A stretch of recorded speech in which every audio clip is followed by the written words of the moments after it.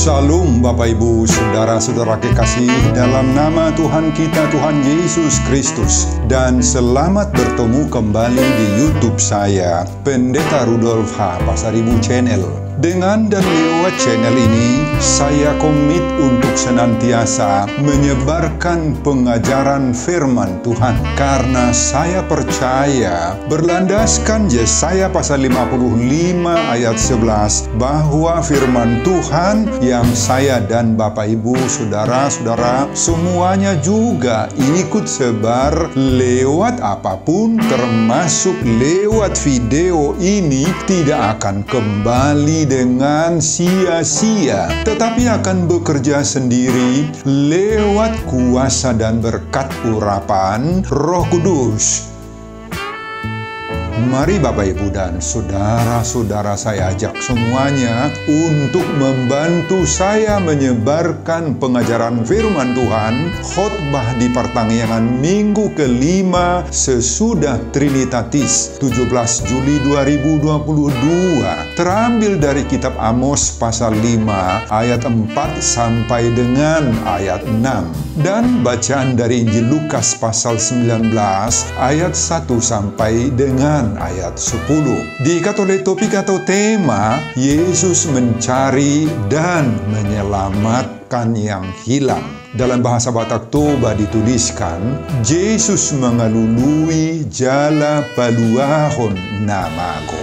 Saya baca untuk kita. Mari Bapak Ibu dan saudara-saudara simaklah pembacaan firman Tuhan berikut ini. Judul perikop khotbah kita Amos pasal 5 ayat 4 sampai dengan ayat 6 adalah jalan yang menuju hidup. Sebab beginilah firman Tuhan kepada kaum Israel. Carilah aku, maka kamu akan hidup. Janganlah kamu mencari Betel, janganlah pergi ke Gilgal, dan janganlah menyeberang ke Berseba. Sebab Gilgal pasti masuk ke dalam pembuangan, dan Betel akan lenyap.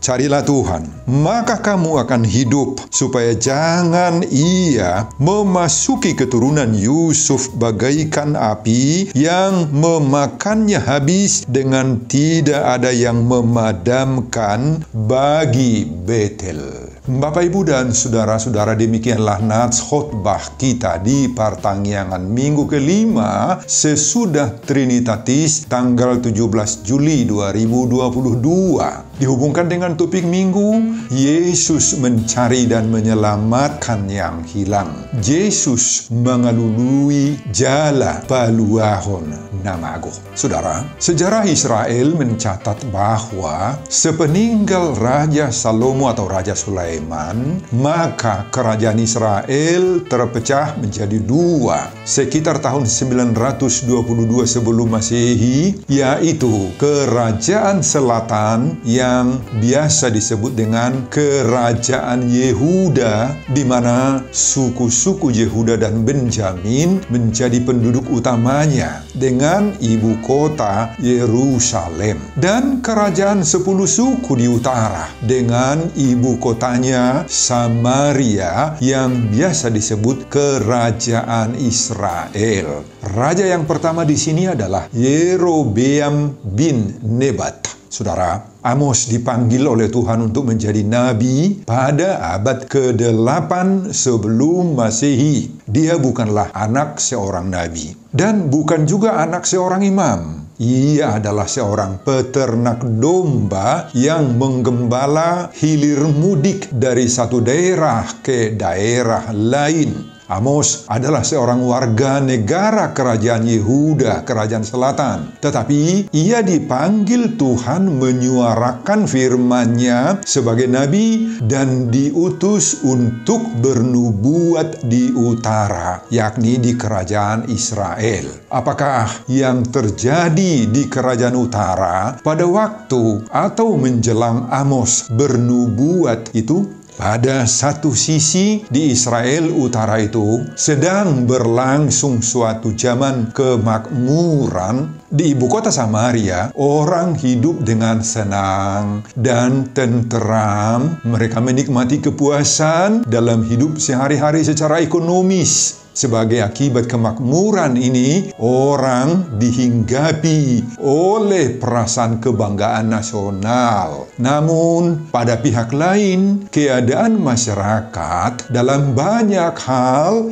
seperti misalnya dalam keadilan, dalam sosial, dalam hidup keagamaan atau kerohanian, sangat-sangat bobrok. Praktek keagamaan yang baik juga tidak tercermin dalam kehidupan masyarakat. Mereka tidak menunjukkan dirinya lagi sebagai umat pilihan Tuhan. Kehidupan di bidang sosial dan ekonomis mereka sangat abaikan. Terjadi praktek-praktek penipuan di mana-mana. Pembohongan dan pelanggaran terhadap hak ajasi manusia. Hubungan politik dengan luar negeri, terhadap tetangga juga berlawanan dengan kehendak Allah. Saudara, kepada bangsa yang seperti itulah Tuhan mengutus Amos untuk menyatakan suara nubuatannya. Pada pasal 5 ayat 1 sebelum khotbah ini, Amos memperdengarkan ratapan. Amos mengatakan pada ayat 1, "Dengarkanlah perkataan ini yang kuucapkan tentang kamu sebagai ratapan, hai kaum Israel." Saudara, kita pasti tahu bahwa kata ratapan biasanya ditujukan kepada orang-orang yang sudah meninggal, bukan kepada orang yang masih hidup, apalagi kepada orang yang hidupnya makmur. Sekarang Nabi Amos menyebut bahwa dia menyuarakan ratapan kepada orang Israel ini. Pada ayat 2, Nabi Amos mengatakan, "Telah rebah, tidak akan bangkit-bangkit lagi. Anak darah Israel terkapar di atas tanahnya, tidak ada yang membangkitkannya." Saudara, kejatuhan Israel dalam nubuatan Amos ini sangat-sangat ironis sekali. Bangsa ini digambarkan seperti anak darah. Ungkapan ini menyiratkan masa kejayaan sebenarnya, masa pertumbuhan, masa emas. Tetapi semua masa kejayaan, masa pertumbuhan, masa emas Israel itu akan segera berakhir dan digantikan dengan kejatuhan. Walaupun mereka hidup makmur, senang dalam segala hal, tetapi Nabi Amos menggambarkan hidup mereka dalam keadaan rebah, terkapar di tanah. Ini akan berlangsung secara permanen karena tidak akan bangkit-bangkit lagi. Kemakmuran tidak membawa kedamaian bagi mereka saat ini dan saat-saat mendatang. Kehidupan keagamaan mereka tidak mampu membuahkan apa-apa bagi mereka. Pada ayat 3, Nabi Amos menubuatkan kota yang maju berperang dengan 1000 orang, daripadanya akan tersisa 100 orang. Dan yang maju berperang dengan 100 orang, daripadanya akan tersisa 10 orang. Saudara, angkatan perang mereka tidak akan mampu lagi mempertahankan diri. Mereka lemah dan akan kalah terhadap musuh. Tuhan tidak mau membela dan mendampingi mereka di saat menghadapi musuh. Allah menunjukkan murkanya atas bangsa Israel. Dia memberikan ancaman serius yang ditimpakannya kepada mereka. Itu yang kita lihat pada pasal 5 ayat 1 sampai ayat 3. Saudara, itulah akibat kalau tidak sesuai lagi perilaku hidup sehari-hari dengan kehidupan keagamaan kerohanian dengan iman. Kalau iman kepada Tuhan hanya separuh saja, maka Tuhan akan menghukum orang seperti itu. Kemudian pada nats khotbah khotbah kita ayat 4 sampai dengan ayat 6. Kita lihat apa? Pada ayat 4 dan ayat 6, Nabi Amos menawarkan jalan keluar kepada bangsa Israel, keluar dari kejadian yang sangat mengerikan tersebut. Vonis Tuhan ini tidak bisa lagi ditawar-tawar, sebenarnya akan terjadi kecuali jika mereka mau menyambut tawaran undangan yang disampaikan oleh Tuhan kepada bangsa Israel agar mereka mau mencari Tuhan. Kehancuran tinggal menunggu waktu saja. Walaupun demikian,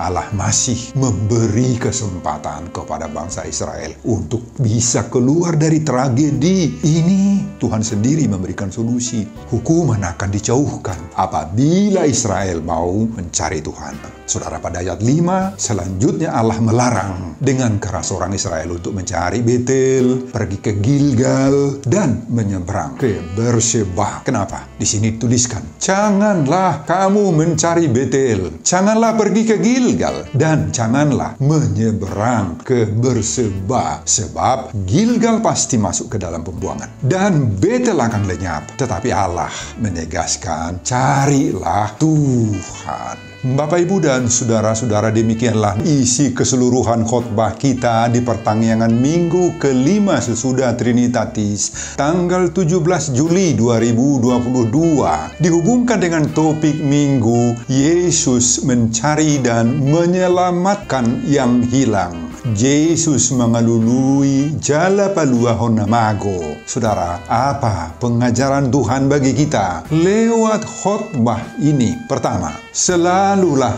mencari Tuhan. Saudara, konteks dari khotbah pertanggungan minggu kelima sesudah Trinitatis 17 Juli 2022 yang didasarkan pada Amos pasal 5 ayat 4-6 ini sangat berbeda dengan seruan dan himbauan topik minggu itu sendiri. Nats khotbah yang didasarkan pada Amos 5 ini menyerukan agar umat Tuhan mau mencari Tuhan. Sebagaimana pada ayat 4 dan ayat 6. Jadi, manusia itu sendiri yang mencari Tuhan. Sedangkan topik minggu ini menyerukan bahwa Yesus mencari dan menyelamatkan yang hilang. Nah, di sini Yesus atau Allah lah yang mencari manusia. Saudara, apakah kedua seruan itu bertolak belakang atau bertentangan satu dengan yang lain?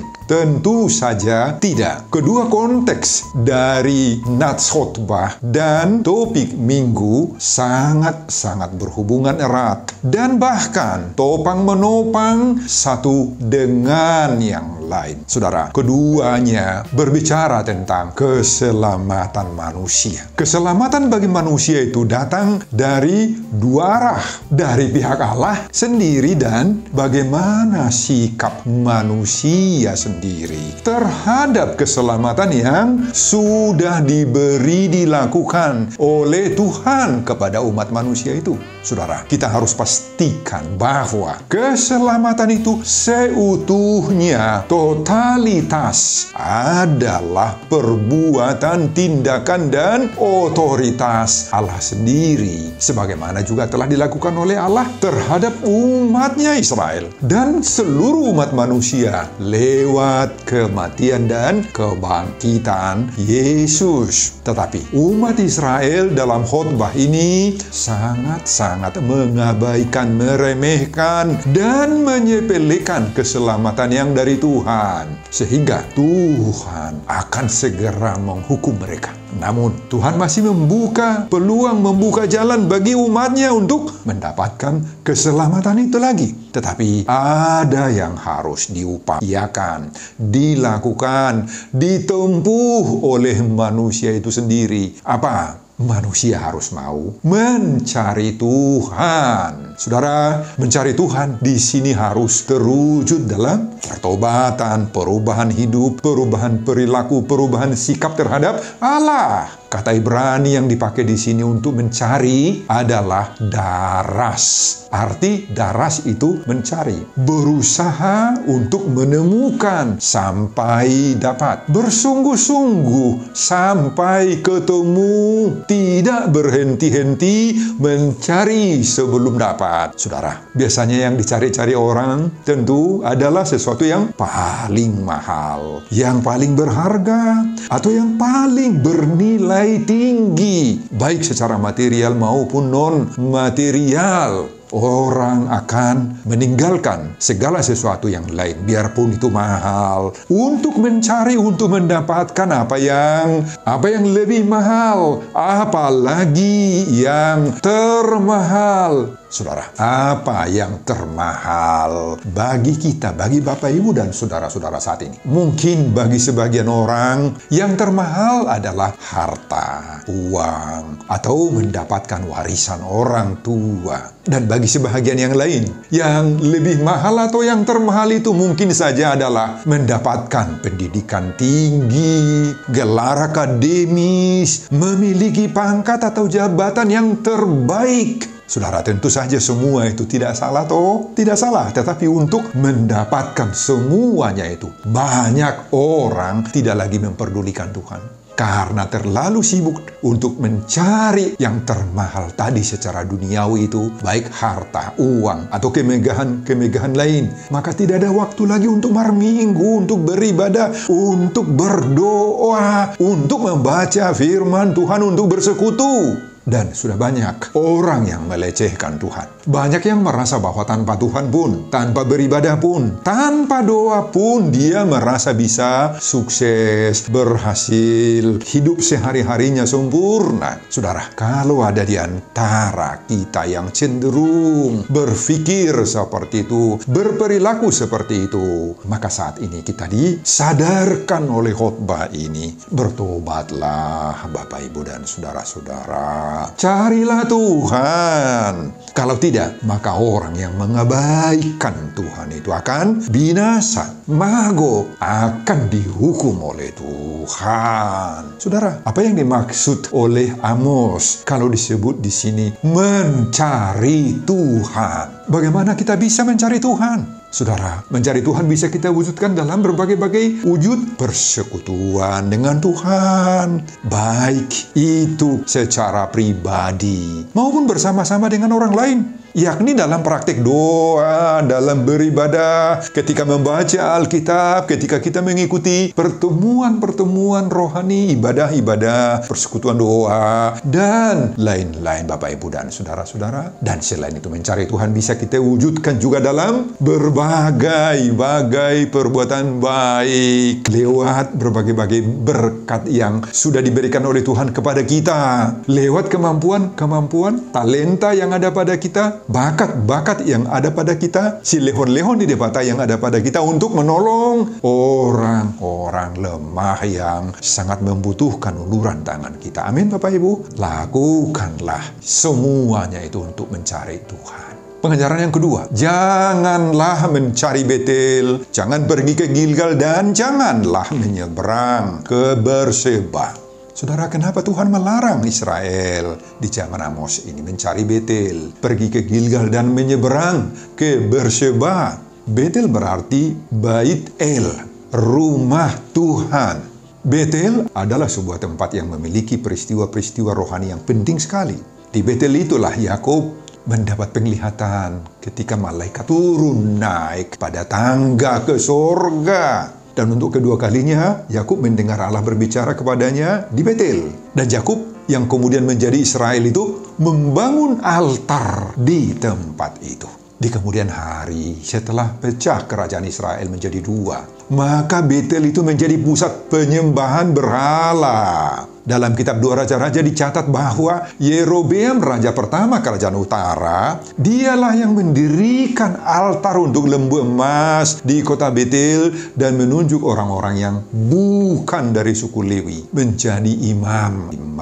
Aturan Yahudi, Lewi lah yang menjadi imam-imam. Gilgal adalah tempat perkemahan pertama bangsa Israel ketika masuk ke tanah perjanjian perjanjian dipimpin oleh Yosua. Di Gilgal, itulah tempat di mana Abraham pernah pertama kali mendirikan mezbah. Di sanalah juga Samuel mempersembahkan korban di hadapan tabut Allah. Nah, tetapi di kemudian hari Gilgal itu menjadi tempat penyembahan berhala yang dikecam keras di dalam kitab para nabi seperti Nabi Hosea dan Nabi Amos di sini dalam khotbah ini. Di Hosea pasal 9 ayat 15 ditulis, segala kejahatan mereka terjadi di Gilgal, sungguh di sana aku mulai membenci mereka. Oleh karena jahatnya perbuatan-perbuatan mereka, aku akan menghalau mereka dari rumahku. Berseba sebuah kota Kanan kuno menurut Kejadian pasal 21 ayat 33. Sebuah tempat kebaktian di daerah Negeb. Kota kuno itu ada hubungannya dengan Abraham menurut Kejadian 21 ayat 22-33. Dengan Ishak juga ada. Kejadian pasal 26 ayat 23-33. Juga dengan Yakub. Kejadian 28 ayat 10. Tetapi dalam khotbah ini Amos memandang Berseba itu sebagai tempat yang tidak layak lagi diseberangi. Tempat itu menjadi tempat terkucil. Saudara, kesimpulannya, tempat-tempat yang tadinya bersejarah, punya makna dan peranan yang khusus dalam keagamaan, tetapi sekarang sudah berubah. Sudah menjadi tempat-tempat berhala, kekejian, dan pemberontakan kepada Tuhan. Betel, Gilgal, dan Berseba bagi Amos merupakan simbol yang tidak mendukung iman orang Israel, iman kita. Apa artinya itu bagi kita? Tempat, lokasi, gedung, termasuk gedung gereja, bukan menentukan iman kepercayaan kita. Bukan tidak perlu menghargai peranan gereja, rumah ibadat, atau gedung-gedung pertemuan yang besar, yang mumpuni, yang bahkan terukir dengan warna-warni yang sangat-sangat bagus. Tetapi itu belum tentu menjamin kuatnya iman seseorang yang datang ke sana. Belum tentu menjadikan seseorang memiliki iman yang tangguh. Orang yang sabar menghadapi setiap kesukaran-kesukaran dalam pergumulan yang dihadapi. Meski sangat-sangat kita dorong, kita himbau, dan kita harapkan agar kita semakin rajin beribadah di gereja, mengikuti pelayanan, sering berdoa bersama semua kegiatan-kegiatan yang lain yang bersifat rohani di gereja, di tempat-tempat tertentu. Tetapi ingat, kerajinan beribadah, marminggu, menjadi anggota KOR, melayani, baik di bidang koinonia, marturia, diakonia, bukan menjadi ukuran iman seseorang itu sudah hebat. Iman seseorang hanya bisa tumbuh dan berkembang, bahkan berbuah-buah, lewat perjumpaan pribadinya dengan Tuhan saja. Lewat perjumpaan pribadi dengan Tuhan itu, maka seseorang akan mengalami perubahan yang nyata dalam hidupnya. Dia akan mengalami persekutuan yang sangat-sangat khusus dengan Tuhan, dengan Roh Kudus. Imannya akan mampu dan terbukti di saat menghadapi berbagai-bagai tantangan dan pergumulan. Dia tidak akan pernah putus asa, bersungut-sungut, medele ketika berhadapan dengan tantangan. Makanya, ibadah, doa, dan persekutuan dengan Tuhan itu janganlah sekedar rutinitas belaka atau menganggapnya hanya kebiasaan dan kewajiban semata-mata saja. Hindarilah doa-doa atau ibadah yang terburu-buru. Jangan mengantuk saat beribadah. Jangan main-main bercakap-cakap ketika kita mendengar khotbah. Jagalah yang bisa merusak konsentrasi dan perjumpaan pribadi kita dengan Tuhan. Kita bisa jatuh kepada kondisi tidak sungguh-sungguh mencari Tuhan dalam berdoa, dalam beribadah. Amin, Bapak Ibu. Selama kita mencari Tuhan tidak dengan segenap hati, sungguh-sungguhan, atau hanya dengan setengah-setengah saja, maka Tuhan tidak akan berkenan bertemu dengan kita. Oleh karena itu, Bapak Ibu, carilah Tuhan dengan usaha yang bersungguh-sungguh. Amin, Bapak Ibu dan saudara-saudara.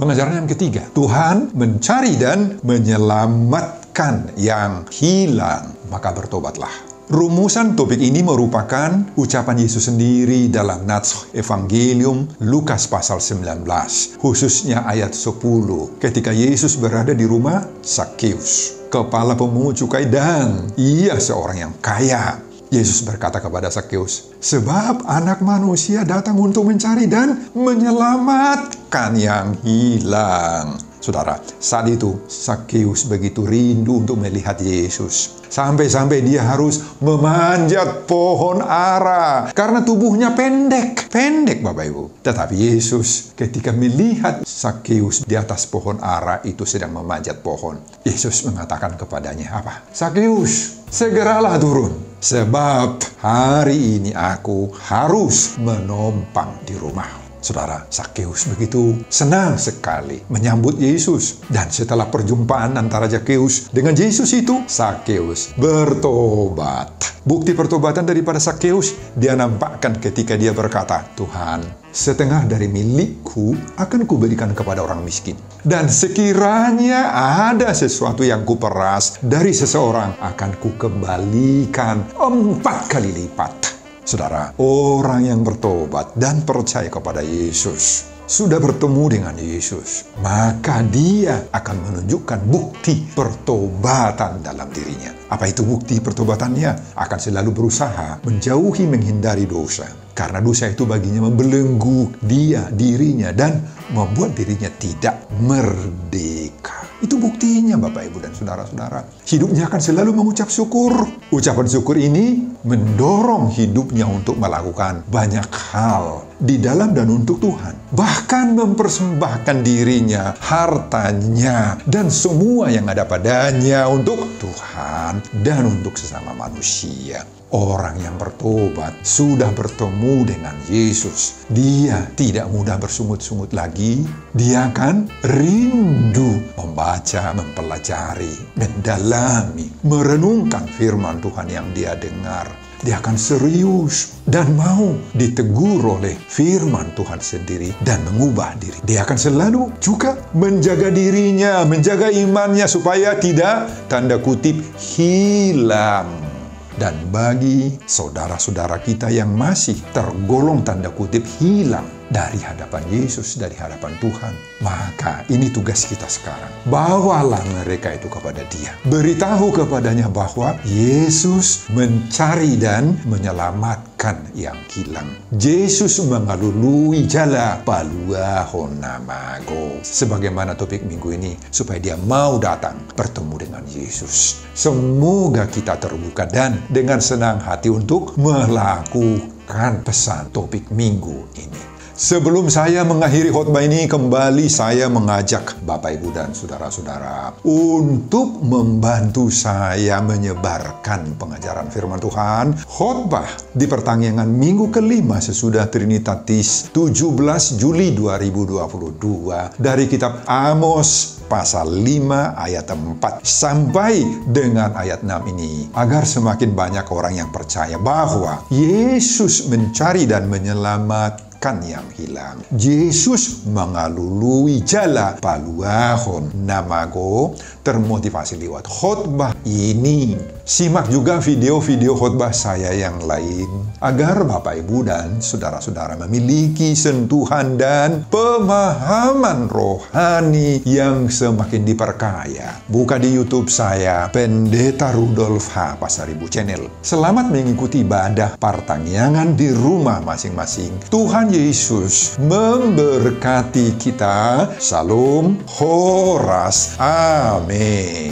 Bapak, terima kasih untuk firman yang Engkau berikan kepada kami saat ini. Berkatilah firman ini, berkatilah khotbah ini bagi setiap pendengar. Berkati juga hamba-Mu dalam persiapan khotbah-khotbah berikutnya. Dan semuanya ini saya peruntukkan demi kemuliaan, hormat, dan kebesaran bagi Tuhan. Dalam nama Yesus Kristus, saya berdoa dan mengucap syukur. Amin.